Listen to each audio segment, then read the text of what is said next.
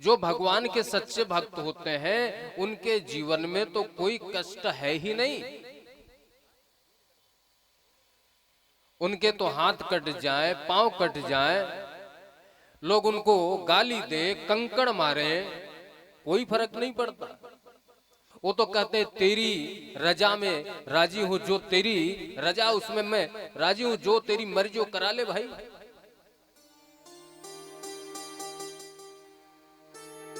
वो भगवान से शिकायत नहीं करते। यदि किसी ने गाली दिया तो भी कहते हैं प्रभु तेरी मर्जी।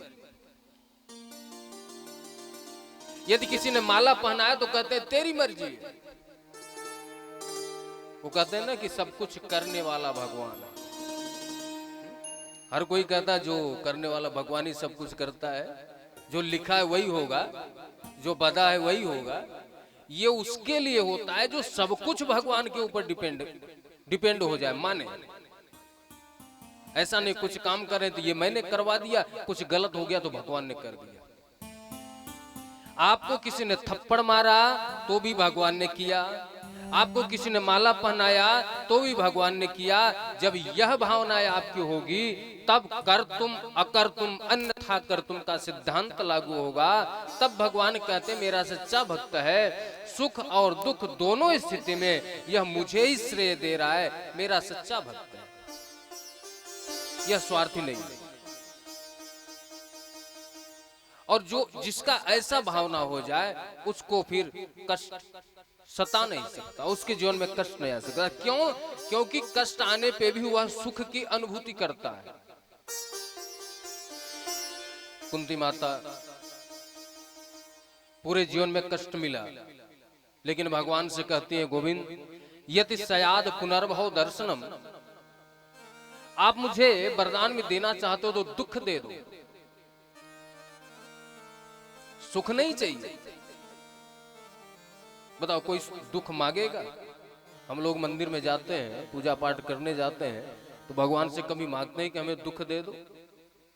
कोई नहीं मांगता, क्योंकि हम लोग भौतिक वस्तु की आसक्ति में डूबे हुए हैं। खाओ पियो मौज करो, सुबह शाम दोपहर चाय नाश्ता ऊपर से 365 दिन खाओ, खाने का अलावा कोई काम नहीं। खाओ सो जाओ, फिर जगो फिर खाओ, फिर जगो फिर खाओ। यही काम तो पशु भी कर रहे हैं। तो मनुष्य और पशु में अंतर क्या रहा?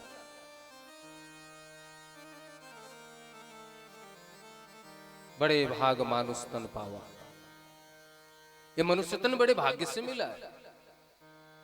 इसी शरीर की आसक्ति, संसार की आसक्ति, खाने पीने की आसक्ति, संसार में डूबे रहे तो फिर से संसार में आना पड़ेगा। संसार में रहो, परिवार में रहो, लेकिन आसक्ति आपके मन में हो तो गोविंद के नाम की हो। हरि नाम संकीर्तन, एक दिन भजन करने से भजन जिंदगी में नहीं आता।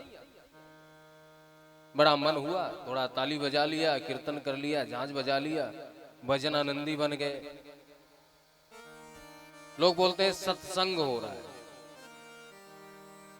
ढोलक ले लिए, बजा लिए, चार इधर उधर के गाना गा लिए, हो गया सत्संग।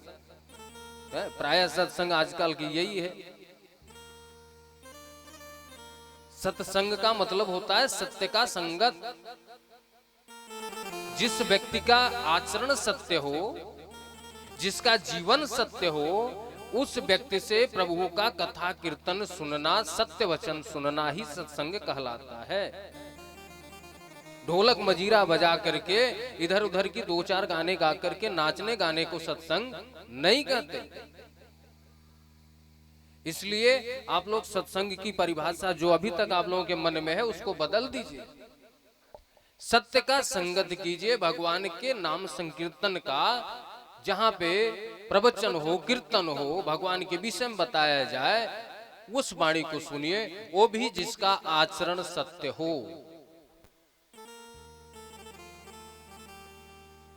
धर्म न दूसर सत्य समान, धर्म न दूसर सत्य समाना।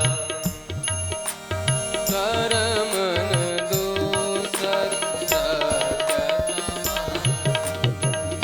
धर्म न दूसरे सत्य समाना। यदि आप सत्य मार्ग पे चल रहे हैं, आपके जीवन में सत्य है, ईमानदारी है, किसी को आप दुख नहीं दे रहे हैं, किसी को पीड़ा नहीं दे रहे हैं, परोपकार आपके जीवन में है, तो कहीं मंदिर में जाने की जरूरत नहीं पड़ेगी। आपका जीवन सदाचार में होना चाहिए, आपका नियम संयम सही होना चाहिए। आप किसी को कष्ट मत दीजिए, किसी को लूटिए मत, किसी के साथ बेईमानी मत कीजिए। ईमानदारी ही सबसे बड़ी पूजा होती है। ये कोई साधारण बात नहीं है। चारों वेदों में कहा गया, उपनिषद में कहा गया, पुराणों में कहा गया। आगम निगम पुराण, आगम निगम पुराणे बखाना। आगम निगम पुराण बखाना। आगम निगम पुराणे बखाना। धर्म न दूसरे सत्य समाना। धर्म न दूसरे सत्य समाना। सत्य का आचरण करें, सत्संग करें। व्यास जी महाराज, हम लोग कहते हैं 2 दिन भजन करेंगे आसक्ति नहीं होगी संसार की। अरे बुढ़ापे में माला जाप कर लेंगे, बुढ़ापे में भजन कर लेंगे। ये जो आसक्ति है बुढ़ापे समय ही ज्यादा आती है, जीवन भर तो आता ही आता है, बुढ़ापे में ज्यादा आता है। हम लोग सोचते हैं बुढ़ापे में भजन करेंगे, बुढ़ापे में कोई भजन नहीं होता, हाथ पैर काम नहीं करते, चलने फिरने की हिम्मत नहीं है, घर की नाती पोते की आसक्ति पड़ी हुई है। व्यास जी महाराज जिन्होंने पुराणों की रचना किया, ग्रंथों की रचना किया, जब व्यास जी महाराज मोहित हो सकते हैं, आसक्ति में पड़ सकते हैं, तो हम लोग जैसे जीवों की क्या औकात है। व्यास जी के पुत्र सुखदेव जी महाराज का जब प्रादुर्भाव हुआ, सुखदेव जी महाराज तो जन्म लेते ही 16 वर्षीय प्रतीत दिखाई देने लगे, छोड़ करके जाने लगे वहां से वन में भजन करने के लिए। व्यास जी उनके पीछे पीछे, अरे बेटा एक बार ठहर जा, एक बार सुन लो, कहां चले जा रहे हो। अपने पुत्र के पीछे व्यास जी दौड़ लगाने लगे। पुत्रेति तन्मतया तरवो यभिनेन्दु,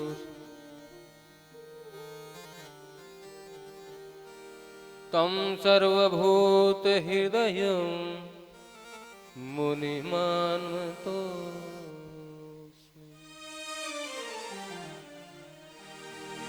व्यास जी अपने पुत्र के पीछे पीछे दौड़ लगा रहे हैं। बेटा ठहर जा, कहां चला जा रहा है। सुखदेव जी महाराज ने तो पलट करके नहीं देखा, वृक्षों ने जवाब दिया कि अरे व्यास जी महाराज, आप कहां संसारिक व्यक्ति की भांति पुत्र मोह में अपने पुत्र के पीछे पीछे चले जा रहे हैं। आप तो आत्मज्ञानी हैं, आपको तो ज्ञान है, आप कैसे पुत्र मोह में आ सकते हैं। आप किसको बेटा मानते हैं महाराज। अरे कभी वो आपके पुत्र, कभी आप उनके पुत्र, कभी आप उनके पिता, कभी वो आपके पिता। ये तो संसार का श्रम सकल जन बुद्धि विश्राम सकल जन। एक कथा देखो, एक तो बुद्धि वो होती है जो भगवान में लग जाए, और एक बुद्धि होती है संसार में लग जाती है। संसार में लगी हुई बुद्धि को मोड़ने के लिए ही, भगवान की तरफ जाने के लिए ही भजन कीर्तन सत्संग होता है। कथा सुनने से इस कली काल में हमारा कल्याण तो होता ही होता है, साथ में जो आते हैं, हम लोग कहते हैं ना प्रांगण में 10 लोग बैठे, 10 लोग नहीं बैठे, हजारों लोग बैठे हुए यहाँ पे, लाखों लोग बैठे हुए हैं यहाँ पे, हम लोग उनको देख नहीं पा रहे। कलि कलुष विभंजन, भजन कीर्तन मनोरंजन के साथ, आनंद देने के साथ हमारा कल्याण करता है श्रीमद् भागवत सप्ताह श्रवण। बुद्धि विश्राम सकल बुद्धि विश्राम सकल निरंजन राम कथा कलि कलुष विभंजन। राम कथा कलि कलुष विभंजन राम कथा कलि कलुष विभंजन। राम कथा कलि कलुष विभंजन बुद्धि विश्राम सकल जन। बुद्धि विश्राम सकल जन रंजन बुद्धि विश्राम सकल जन रंजन सकल जन रंजन सकल जन रंजन। मैं निवेदन करूंगा, प्रांगण में जो भी बैठे हुए हैं अपने चरण पादुका बाहर रखें, कथा प्रांगण में चरण पादुका न रखें, विशेष प्रार्थना है। बुद्धि विश्राम सकल जन रंजन, राम कथा कलि कलुष विभंजन। नैमिषे सुत मासिन अभिवाद्य महामतिम। सुकताल में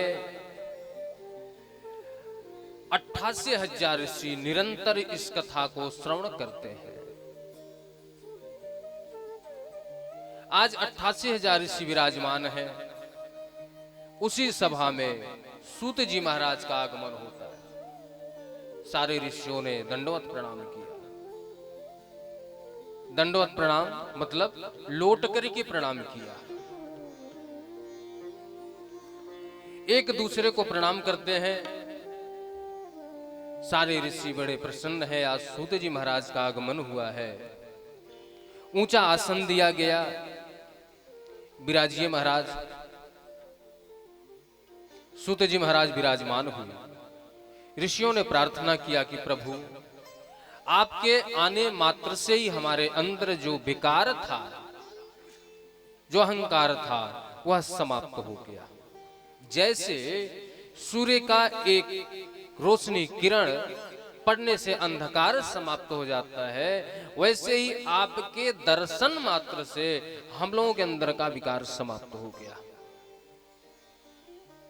अज्ञान ध्वांत विध्वंस कोटि सूर्य समाप्रभ। लेकिन आपसे एक प्रार्थना है भगवान, कोई कथा सुनाई। बोले अभी तक आप लोगों ने कथा नहीं सुना? बोले नहीं, कथा तो सुने हैं।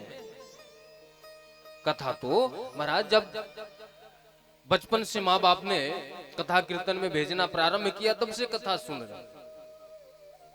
तो बोले यदि आपने कथा सुना तो कथा सुनने के लिए क्यों कर रहे हैं? तो ऋषियों ने कहा कि महाराज मैंने कहा क्या, ध्यान से आप सुनना। सूता क्या ही कथासारम मम कर्ण रसायनम श्रेयसाम यद भवक्ष श्रेय पावना नाम च पावनम। कथा तो बहुत सारे सुने, लेकिन जो पवित्र को भी पवित्र कर दे, जो श्रेष्ठ से श्रेष्ठ कथा हो, वह कथा सुनाइए। ये प्रश्न क्यों हुआ? यदि आप शिव पुराण पढ़ेंगे, उसमें शिव भगवान भोलेनाथ की महिमा है। माता दुर्गा, यदि पुराण पढ़ते हैं तो उसमें माता रानी का वर्णन किया गया, उनकी विशेषता बताई गई, स्तुति गान किया गया। विष्णु पुराण पढ़ेंगे, उसमें सब कुछ विष्णु भगवान को बता दिया गया। नारद पुराण, गरुड़ पुराण, जितने पुराण को पढ़ेंगे आप, उतने देवताओं की महिमा अलग अलग मिलेगी। तो महाराज पुराणों की कथा तो सुन रखे हम लोग, लेकिन जो पुराणों को भी कथा सुनाए, जो पुराणों को भी पवित्र करे, उस गोविंद की कथा सुननी है हम लोगों को। कथा सार, अभी तक हम लोगों ने कथा सुना है, अब जो कथा का सार है,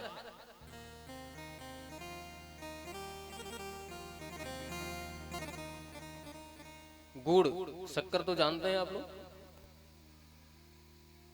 शक्कर कहां से आता है? गन्ने से प्राप्त होता है। चाहे तो हम गन्ने को भी कह सकते, मीठा तो उसको बोलते हैं भैया मीठा लगता है, मीठा गन्ना है, लेकिन उसको शक्कर नहीं बोल सकते। समझना बात। एक तो गन्ना चूसना हो गया, उसको या तो उसका रस निकाल करके पिया, एक हो गया कि उसको पहले रस निकाला, फिर कढ़ाई में उसको खौलाया, गर्म किया, फिर उसमें जो गंदगी थी उसको बाहर किया, अंत में उसका जो सार तत्व है वह गुड़ या शक्कर के रूप में हमें प्राप्त होता है। तो महाराज अभी पुराणों को पढ़ करके थोड़ा बुद्धि भ्रमित हो गई, किसकी पूजा करें किसकी पूजा न करें, इधर उधर मन भटक गया, क्योंकि हर पुराण में हर देवता की महिमा अलग अलग है। तो कोई ऐसी कथा सुनाए जिससे पुराणों की भी कथा पूरी हो जाए और गोविंद की भी कथा मिल जाए, ताकि जो कथा का सार है वह हमारे जीवन को प्राप्त हो जाए। कृष्ण प्राप्ति कर्म, क्यों? क्योंकि हमें स्वर्ग वैकुंठ नहीं चाहिए। हम लोग पूजा पाठ करते हैं कि वैकुंठ मिल जाए, स्वर्ग मिल जाए, देवलोक को चले जाएं। महाराज चिंतामणि केवल चिंता का हरण कर सकती है। वैकुंठ में जाने के बाद जब हमारे पुण्य कर्म के फल समाप्त हो जाएंगे तो नीचे आना पड़ेगा। इसलिए मुझे वैकुंठ भी नहीं जाना है, स्वर्ग भी नहीं जाना है, ना मुझे चिंतामणि चाहिए, हमें तो गोविंद की कथा चाहिए, ताकि सदा के लिए कल्याण हो जाए। कृष्ण प्राप्ति कर्म सत्स्व साधन, जो धन कभी समाप्त नहीं होता है वह कृष्ण नाम धन है, वह राम नाम धन है। तुलसी या संसार में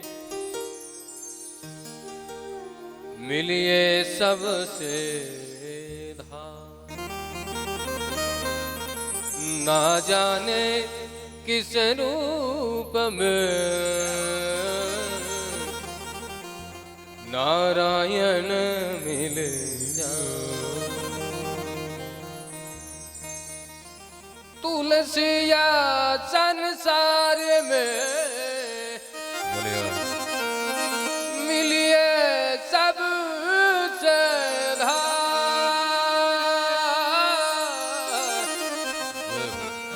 ना जाने किस रूप में